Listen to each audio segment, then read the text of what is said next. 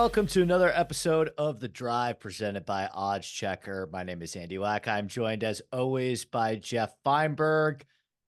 We are back this week for another signature event, this time with no boogeyman at the top of the board. How are you feeling heading into Quail Hollow? Think a big step up in golf course coming off a bit of a sleepy week in Dallas. Yeah, certainly a big step up. I think an extended sort of step up in golf courses. I'm okay, Andy. Watched last week. I if you watched last week, I rode that bus around the Taylor Pendrith bus stop, but we didn't stop there. We didn't stop there. I really wanted to bet him, but truth is, like the reason, like why do you like Taylor? Why do you want to bet Taylor Pendrith this week? Well, kind of be like the same reason I often bet him is because at the Canadian Open last year, he was really nice to me and let me walk inside the ropes with him for a practice round at my course. I didn't think that was a good enough reason to actually bet him. In the end, hey, it is what it is. I'm happy for him. A good Canadian boy getting it done. I'd have felt worse if Nap won because I said you could just bet guys who full send it. That Yeah. was one at 100-1, who I probably was staring at more despite not talking about it. But truth be told, got to be responsible this week, Andy, Yeah. because we not only have Wells Fargo, we got a little thing in Myrtle Beach going on, and two events the week before a major. Got to be careful not to catch myself getting overexposed because next week a major. That's like my favorite hobby in the world is betting major championship golf responsibly. So I don't want to like find myself in a big hole because there's two events this week. But hey, we'll fire it. Got a couple bets already in on each. Yeah, I can't believe the PGA Championship is already a week away. It feels like we're just getting together to break down the Masters, but yeah, we're here. And this week in Quail, it feels a lot more wide open just with Scheffler's absence. I mean, you look at the board and we've got Rory as the favorite at 8-1 is the best number using that odds checker golf grid. Rory's won 3 times at Quail Hollow. I do think that he is a deserving favorite, although I would maybe litigate the gap between him and players like Xander and Ludwig and Wyndham. I think you could make pretty strong cases for all of them. So at the top, where are your eyes going on those first couple of golfers sub 20? Yeah, I think Rory at 8 isn't unfair, to be Yeah. perfectly honest. It's sort of my first reaction this week was maybe I will bet one of Rory or Ludwig. I'd argue of all the 4 guys under 20-1, I don't know, like does Xander deserve to be that much shorter than Wyndham Clark? All things I don't think so. considered. Yeah, Right. I don't think so. Ludwig, I'd argue like, well, it's so frustrating what his price is.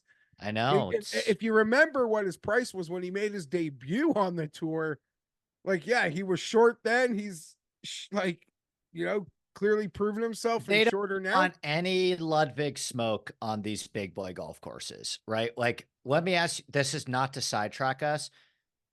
Are you shocked whatsoever if Ludwig closes at shorter odds for the PGA Championship than John Rahm? We'll see. I think this week would have a lot to do with it, but yeah, I mean, what a flattering note. Like Ludwig, it'll be his second major, and if you look at the board right now, he's sort of within a point or two of Brooks and John Rahm. That's what So I'm saying. Like Rahm's yeah, 14-1 and Ludwig's 16-1. If Ludwig plays well this week, that's getting reversed. and there's no reason to think, let's be honest, that Ludwig won't play well. I mean, every Right. time he's gone to a course, we're like, yeah, I'm pretty sure that'll work for him. He seems to play well. This is all to say, I'm clearly thinking about betting Ludwig. I don't think the number is that wrong either. Like, obviously I'm a bit of a fanboy. I don't know. He is as what feels like reliable as I want to say. I trust him as much as like any player who isn't Rory right now to play really well in any given event. And I want to say Scotty, but Scotty's not here, and Rory, obviously off a half win. I trust Ludwig. I think his head is as clear as any top player in the world at this moment. That who isn't Scheffler. Yeah, I mean, maybe even more than Scheffler on baby duty, presumably the next week and a half. But I'm haven't made a move. I start my card at 30, but I wanted to ask you just one thing about the players in the 20s. Um, I think the golfer that I'm most fascinated to watch this week is Viktor Hovland, because I have said in December, I'm not holding a future, but you may be. I Yeah. have said in December that if I was building a golf course for Viktor Hovland, it would be Valhalla. Zoysia fairways, Muirfield Village, Jack Nicklaus favors a power fade off the tee. Um, so I really want Viktor to show signs of life, but then not blow his load too early, right? So, Because I think if he shows me anything, I will be right there ready to go for him at the PGA. But if he shows you too much, right? If Viktor Hovland finishes third this week, he's probably right back down to 20 to 1 for Valhalla. so you kind of stole a question, and I guess to do a tease, me and Andy will be going a bit more long form this week. I'll be joining him on his podcast. So you'll find that certainly on his feed, and I'll throw that out. That would be my question to you, Andy. Like, we don't usually get this the week before a major. So I'm not usually looking like while a PGA event is on, like, oh, have a major board sort of at the side screen. Yeah. But I guess you answered my question, which would have been, who's the player you're watching this week? And you are certainly hoping to see play well and then go hit a book who is, sort of a little slower to reacting. I get, yeah, if you see Viktor showing signs of life, I mean, this is a sports car, but out of the engine could be broken. So yeah, I mean, he's like Humpty Victor Dumpty. He's and fallen off the wall. Has he put the pieces back together again? Golf is so weird. Like maybe, I hope so. I I don't know what to make of it. I don't know that I'm ready to step in front of it this week. I'm fascinated by Cantley. Does his does his good performance at Heritage mean a ton? He always plays well there. It was nice to see Max get on track at the Masters. Do I care? He didn't play bad at Heritage. No. Is Tommy Fleetwood playing probably better golf, more consistent golf than all these guys in the last bit? Yes. Happy to see his number go up from like the 22 I woke up at this morning. Now seeing a 28 available on the odds checker grid. Maybe that even gets to 30. But yeah, I don't know. I have not made a bet in front of 30 into the 30s. I could be talked into there's not many guys that we've mentioned that I could be talked into thus far, Andy. I'll be honest. so I'll get that. So have you made any moves? Do you have any bets down before I give you the two guys at 30, 33 that I'm on? Have you made any moves? Yeah, and I say this as someone that's done it a lot this year, and I say this that when I wake up, I don't know that everyone else is going to do it. I do it before I hear any other people do it. I'm a sucker for it. I bet Cam Young at 35 to 1 this morning, Andy. I couldn't I Yeah. I couldn't resist it. Feel like this is a perfect course for him. As I kind of think next week. So yeah, I've done it again. I've bet Cam Young, but right in front of it, I'm looking at Hideki. And in and around it and behind them, I'm looking at a couple names as well. But I do not seem to have a good vibe on what I want to do this week. And maybe by default, I've selected Cam Young. Yeah. Maybe I can, because You gonna I think sell there me are a on couple. JT? What are you selling Yeah. me on here? Yeah. I mean, How did I yeah. what is the argument for Cam Young over JT right now? Like, JT just finished fifth at the Heritage. He beat Cam Young at the Heritage by what, 15 strokes. He's been unbelievable at Quail Hollow. He won a major here. Um, he's he's actually putting a lot better now than Cam Young, and he gained strokes in all four major categories at the Heritage. And it's a tremendous golf course fit. Like he's like I said, he's won a major here, but he's played well at the Wells Fargo here as well. And the putter really started to come alive for him at the Wells Fargo, and just off the tee in general, like he can get away with some looseness off the tee. So to me, like, JT market corrects every Cam Young argument at the same number.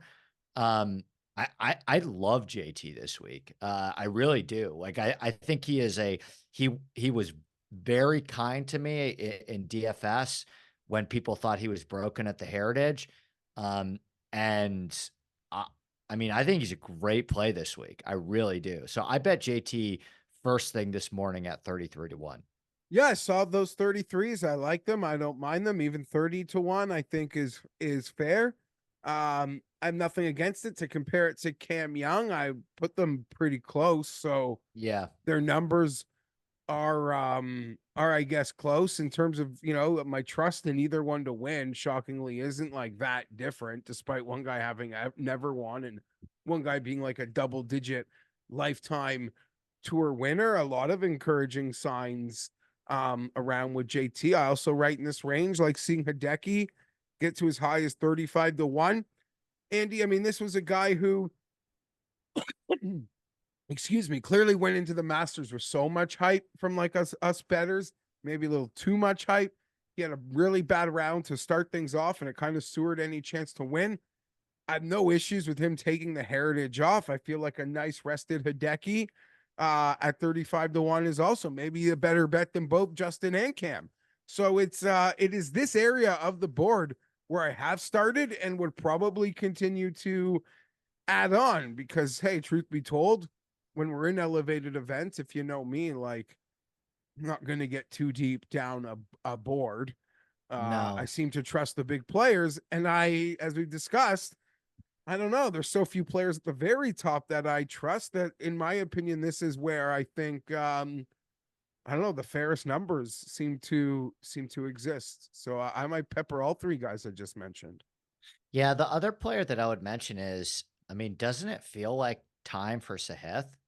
I mean, doesn't this feel like a very natural stepping stone for him? He's, he finished second at the Heritage. He's hitting the ball incredibly well. Like he's developed into one of the best long iron players in this field. He's driving the ball really well right now. He can get hot on the greens. Um, this feels like a very natural next step for Sahith to win. I know some people like him at Valhalla next week. I'm not necessarily there yet on him winning a major, but I mean, this feels like a very, very sound natural progression in his career trajectory. Can't argue any of that. Like, just he could go with that group we just spoke about. I'd honestly, once Fleetwood hits 30-1, I can maybe throw him in this group of that's where my favorite bets on the board could be this week. It would be a very natural trajectory. We've seen this course be a break. Well, I won't say like a breakthrough. Well, yeah, I mean the guy's only won one, winning an elevated event. Like we've seen, Wells Fargo, Quail Hollow be a breakthrough win throughout our lives. So Hip would fit that narrative, well. I like all the things that he does. So yeah. This is like again, that is the part of the board that like low 30s where I think I'm going to have the most investment. And truth be told, there's not much in the 40s that I care for either. It's just a bunch of guys Yeah. who I think the books, like it's always that Russell Henley, Siwoo area. I don't know. Straight pass. Ben I, Ann, love the guy, but like I don't know. I don't yeah. trust him to find his shadow. So Yeah. that wouldn't be a bet for me. Um, I will say though, Andy, I have also bet I pulled a 60 this morning on it. Don't mind the 50s either. I bet Will Zalatoris. Maybe there There isn't was an that is an incredible bet, dude, because I acted too late and they're showing still a 50 on the odds checker grid. I checked right before the show to go to bed. It's down to 35. wow. Um, there's still some 45, maybe. I think there's a 45 on Bet Rivers. Um, but yeah, actually I just had a buddy put in a 45 for me. So I'm right there with you with Zal. The other thing I would mention is I spoke to his caddy last week. I don't actually think that he withdrew from the Byron Nelson because of an injury.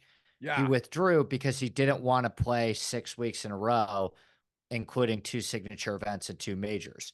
So I wouldn't be overly concerned about his health. And I actually think you're getting a bit of a price break based on speculation about his health, in my opinion. Yeah, when that news broke last week, I was like, well, I don't know. Maybe he's hurt, but maybe this is the polite way of saying I've got elevated events and a major and a run of like really high-end tournaments coming up. I'm just not doing this. But yeah, like you said, maybe he is hurt. And that's a chance in like an outright market I am willing to take. If he was hurt, I don't know that he would be playing the week before a major. But yeah, from the outright chance, I thought this was just way too big of a number. And honestly, it wasn't something I even did first thing in the morning.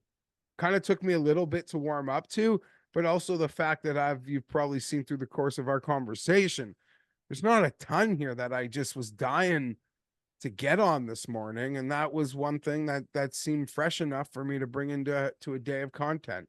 So Willie Z and Cam Young are my bets. Maybe I'm a bit of a broken record, but Our guys, yeah. I would like to do a lot more. Well, not a lot more, but maybe, I don't know. I also at the same time don't want to be overexposed the week before a major. I don't know how much lower you've gone on the board, Andy. I can say that I like Steven Jaeger, but at 66-1, I just didn't know if I want to be a part of that. I just love the way he performs off the tee. I love how great he is around the greens. I do feel like lower scoring, harder events might actually be his true comfort zone on the PGA Tour, but I don't know. It just seemed like a hard number to swallow. Was there any guys in this 50 to 100 who you want to talk us into? Briefly, I haven't made a move down here. I'll briefly mention a few guys. I think it's a good buy low opportunity for Sam Burns. Anytime you get a guy who wins as much as Burns does on Bermuda, he is 55-1 in some spots. Like, I think I think this is a good bounce back spot for Burns. The only concern that I have about him is, I believe the wife just had a baby. So that might be something you want to attempt to unquantifiably factor into your projections is, I think his baby was due a little bit before Sheffels. I don't have that confirmed, but if he had the baby or not.